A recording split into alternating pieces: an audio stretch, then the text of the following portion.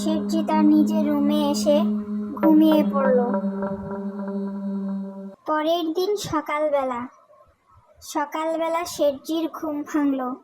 ঘুম থেকে উঠে শেঠজি বিছানায় বসে ভাবছিল। তখন তার কাল রাতের সেই বৃদ্ধ মহিলার কথা মনে পড়ল। হে আল্লাহ, আমি এ কি করেছি? কাল রাতে তো সেই বৃদ্ধ মহিলাকে আমি কথা দিয়েছিলাম যে আমি তাকে কম্বল নিয়ে যেয়ে দিব। এই বলে শেঠজি তাড়াহুড়ো করে বৃদ্ধা মহিলার কাছে গেল।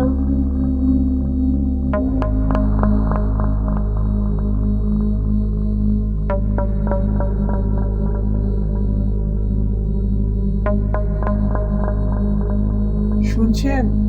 এই যে শুনছেন, আপনি শুনছেন? শুনছেন না কেন কথা আমার? শুনতে পাচ্ছেন?